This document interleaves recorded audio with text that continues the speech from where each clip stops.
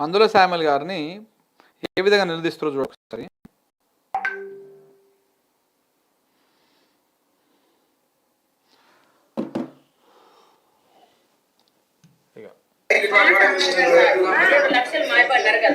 మరి అన్నప్పుడు మాట అంటున్నప్పుడే ఉండాలి అని చేయలేదు. చేయకపోతే పట్టుకోలేక పడలేక అని ఉంది. చేస్తేనేమో చెయ్యి,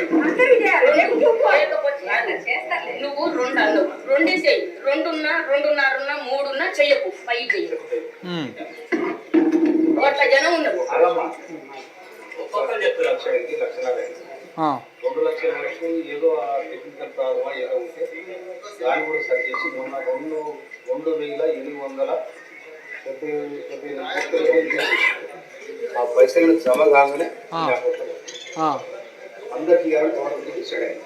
ఎందుకంటే ఒకసారి ఇచ్చేస్తే మనం అడగదు, ప్రభుత్వం ఎన్ని ఎక్కువ మాట చెప్తాయి. పోయిన సంవత్సరం ఉన్న సర్కారు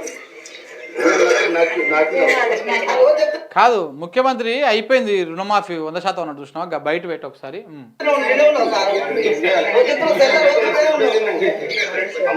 ఏమంటున్నారు మందుల శామ్యుల్ గారు?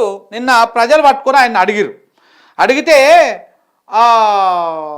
2 లక్షలు రుణమాఫీ చేస్తానో చేయలేదు ఎందుకు అని చెప్పేసి అడిగిరు. దాంతోపాటు 2 సార్లు రైతు బంధు పైసలు ఎగ్గొట్టారని అడిగితే అబద్ధాలు, ప్రజలకు పోయి ఎమ్మెల్యే గారు ఎట్లా అబద్ధాలు చెప్తున్నారో చూడండి ఒకసారి. పచ్చి అబద్ధాలు చెప్తా ఉన్నాడు ముఖ్యమంత్రి. ఒకవైపు ఇంకా రుణమాఫీ మొత్తం అయిపోయింది, 100% అయిపోయింది, మొత్తం ఇచ్చేస్తామని చెప్పేసి ముఖ్యమంత్రి గారు చెప్తారు, ప్రెస్ మీట్ పెట్టి మరీ చెప్తాడు. ఈయన ప్రజల దగ్గరికి పోయినప్పుడేమో ఇంకా ఉన్నది వస్తుందని చెప్పేసి ప్రజలను ఇంకా మభ్య పెడతా ఉన్నాడు. అబద్ధాలు, పచ్చి అబద్ధాలు మాట్లాడుతూ ఉన్నారు. తుంగతుర్తి ప్రజలు పెట్టుకొని మోసం మాటలు మాట్లాడుతూ ఉన్నాడు ఆయన. అయిపోయింది ఇంకా రుణమాఫీ, ఇంకేం కాదు, మీరు ఆశలు పెట్టుకోకండి, రుణమాఫీ మొత్తం అయిపోయింది, ఇప్పుడు వచ్చిన వాళ్ళకే వచ్చినట్టు రానోళ్ళకి రానట్టే. ఇంకా ఆ విషయాన్ని చెప్పలేక ముఖం లేక ఏమంటా ఉన్నాడు, అయితే నీకు తొందరలో అయితే పైసలు జమ చేస్తున్నాం. ఏం జమ చేస్తున్నావు అన్న? ఏడుకెళ్ళి జమ చేస్తున్నావు?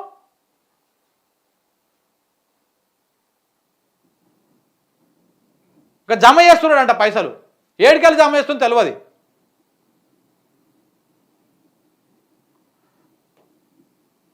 ఇట్లా ఉన్నది. ఇది ఎమ్మెల్యేలు పోయి వాస్తవాలు చెప్పురు ప్రజలకు. ఇంకా మాతోని కాదు, మేము మింగేసినాము, రైతు బంధు పైసలు 2 సార్లు మింగినాము, రుణమాఫీ పైసలు కూడా 41,000 కోట్లు అని చెప్పేసి 20,000 కోట్లు వేసి 20,000 కోట్లు మింగినాము. కాబట్టి ఇంకా అందరం మేము మంత్రులము, ఎమ్మెల్యేలు, ముఖ్యమంత్రి అందరం పంచుకుంటే మీకు వచ్చిన కాడికి మీకు వేసినాం, మీ పోగు మీకు ఇంకా కొత్తగా వచ్చేది ఏం లేదని చెప్పుర్రి. వాస్తవం ప్రజలు అర్థం చేసుకుంటారు. ఇంకా వస్తుంది అని చెప్పేసి వాళ్ళని ఆశల పల్లకిలా వాళ్ళకి ఏదో ఆశ కల్పేకుర్రు. ఇంకా పాపం వాళ్ళు ఏమనుకుంటారు, అరే వస్తుంది కావచ్చు రేపెల్లుండి అని చెప్పేసి అనుకుంటారు, ఆశపడతారు. చూడండి అబద్ధాలు ఎట్లా చెప్తున్నాడు. ఇక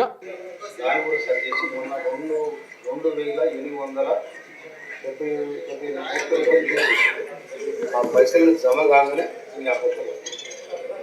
అందరికీ గవర్నమెంట్ డిసైడ్ అయింది. ఎందుకంటే ఒకసారి ఇచ్చేస్తే మనం అడగదు,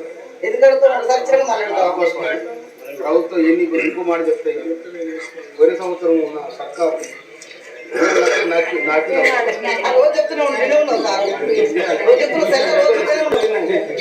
అమ్మా, ఇప్పుడు ఆయన ఇచ్చిన అప్పు వచ్చే ఆందోళన మొత్తం 6,000 చిల్లర 6,000 కోట్ల చిల్లర అక్కడ కట్టారు. ఈ రుణమాఫీ చేయాలి. అందులో చిన్న ఇప్పుడే సంసారం చక్కబడుతుంది. 1 ఏడాది అయింది. మీరు కూడా ఓపిక పట్టుకోవాలి.